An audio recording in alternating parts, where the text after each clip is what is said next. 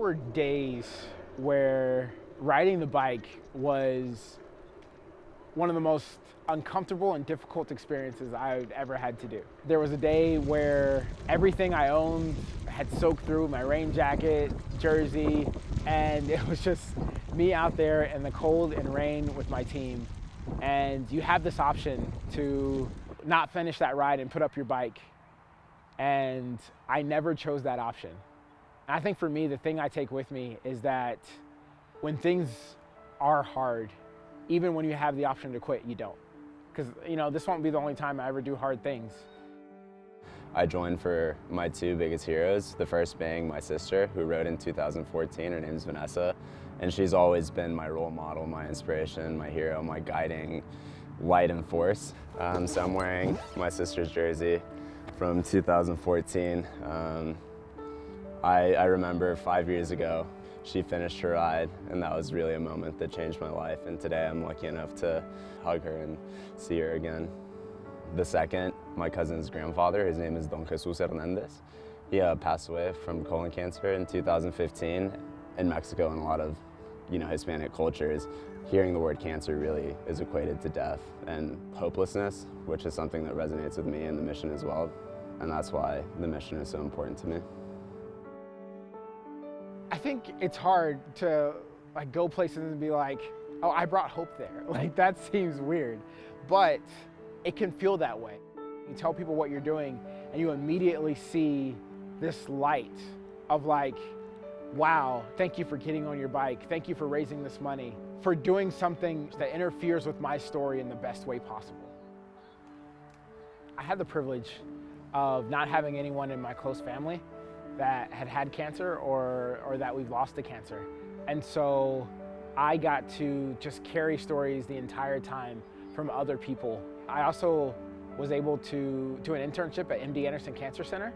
And so to carry those experiences and how hard I saw people fight through chemo and fight through radiation, those were the stories that I took. Those were the things that I rode for. My grandma passed away from lung cancer when I was in 4th grade. My grandfather passed away from liver cancer when I was a sophomore in high school. And then I was on a missions trip in Taiwan, and then I get a call that my mom had really bad pain in her stomach, and so that she needed to be taken to the hospital. By the time I got back home to Brownsville, she was already unresponsive. Cancer had spread everywhere in her body, and she passed away within a couple of hours of me landing. And during the ride, about 4 weeks ago, I get a call from my sister telling me that my dad was diagnosed with stage 3 lung cancer. And for me, that was really, really hard. I'd lost one parent, and I never thought that I'd have the possibility of losing another one. And so that's been something that kept me going on the bike, because I hate biking so much. But with every pedal, I remember my mom, and then I think of my dad.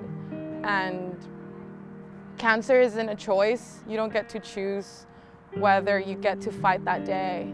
And so when I don't want to get on the bike, which is every day, I think of them, and they're the reason that I get up every hill, I get through the crosswinds, and they keep me going. I joined Texas 4000 to ride for my dad. He was diagnosed with metastatic prostate cancer when I was in 8th grade. He fought for 7 years, and then this past December, we found out that there were no more treatment options for his cancer, and had metastasized, so it was in his brain, in his spine, in his shoulder, and he was put into hospice in December and died December 27th. When I told him that I got into Texas 4000, he said his goal was to be here today. He wanted to see me across the finish line in Alaska. We got to have a finish line in Houston while he was in hospice, that my whole team came and crossed the finish line with me very symbolically. I could not have done this alone. I think one of the most powerful things that I learned is that you don't have to do this alone, and that there are always people that will come and support you and love you. And it's not just me in high school where I'm known as the girl whose dad has cancer. It was these people understand in a different way, and they know what I'm suffering and what I'm struggling through, and they can be there for me in ways that other people can't.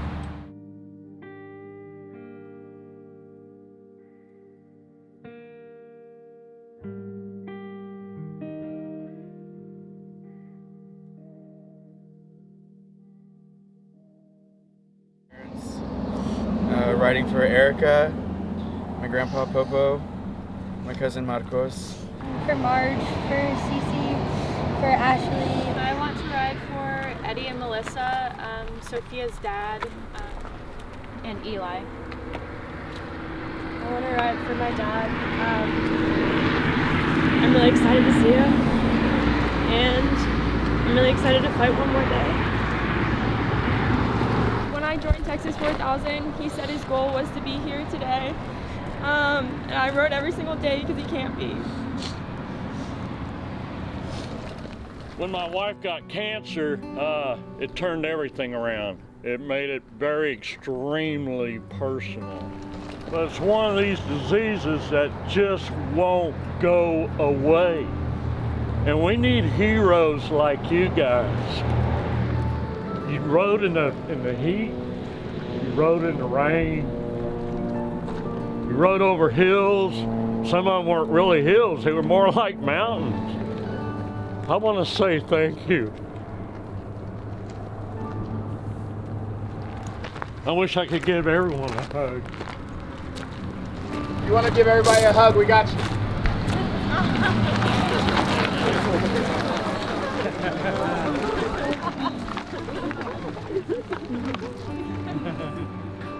Hosts are great.